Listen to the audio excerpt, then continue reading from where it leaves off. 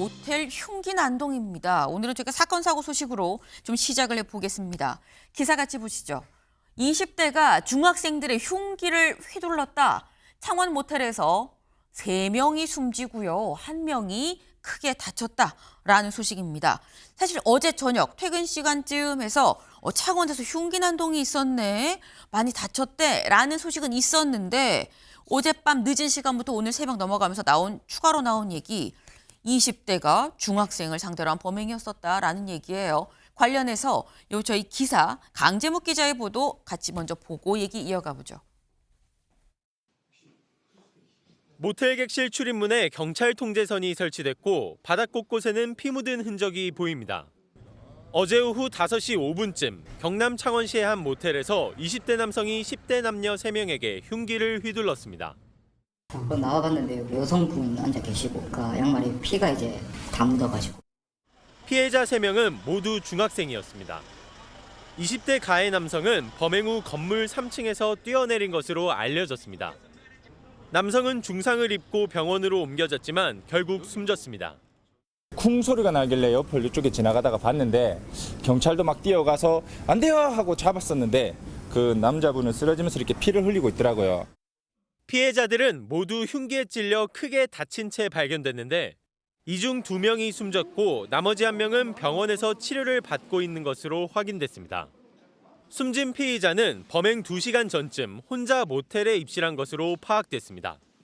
경찰은 피의자가 피해 여성 중 1명에게 만나자는 연락을 했고 이후 여성과 함께 온 다른 2명에게도 범행을 저지른 것으로 추정하고 있습니다. 경찰은 숨진 피의자와 피해 여성의 휴대전화를 포렌식하고 정확한 사건 경위를 조사할 방침입니다. MBN 뉴스 강재묵입니다.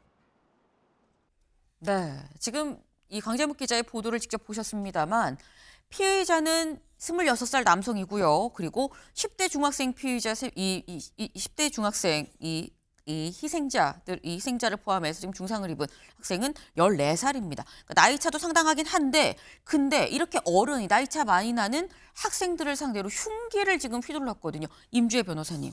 그럼 이거는 흉기를 사전에 소지를 하고 계획 범죄야라는 생각도 사실 들어요. 사실 사실관계에 대한 조사는 조금 더 필요해 보이는데요. 네. 20대가 왜 10대들을 이 모텔이란 장소에서 만났으며 흉기를 휘둘렀는가 좀 의문점이 많습니다. 그런데 과거와 좀 다른 점이 있다면요. 과거에는 오프라인 만남이 어찌 보자면 주된 것이기 때문에 네. 나이 많은 어른이 청소년들을 만날 기회가 많이 차단되었다고 볼 수 있는데 요즘은 온라인상에서 게임도 있고요. 네. 채팅도 있습니다. 그러니까 나이에 관계없이 어떤 상황에서든 일단 만남 자체가 성사될 가능성이 열려 있다라고 보여져서 휴대전화를 포렌식 해보게 되면 네. 이들이 사전에 뭐 온라인 동호회든 뭐 게임이든 어떤 접점이 있어서 친분이 있던 관계였는지 아니면 이날 처음 만난 관계였는지 이 부분은 확인이 충분히 가능하리라고 보고요. 네. 흉기 같은 경우는 이렇게 사람에게 위해를 가할 정도의 흉기라고 한다면 모텔에 비치되어 있었을 것 같지는 않습니다. 네.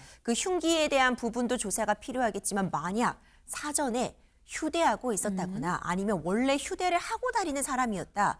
이런 부분이라면 계획범죄 가능성도 저는 열려 있다고 봅니다. 지금 말씀해 주신 게 다 지금 경찰 수사로 좀 밝혀져야 될 그런 부분들입니다.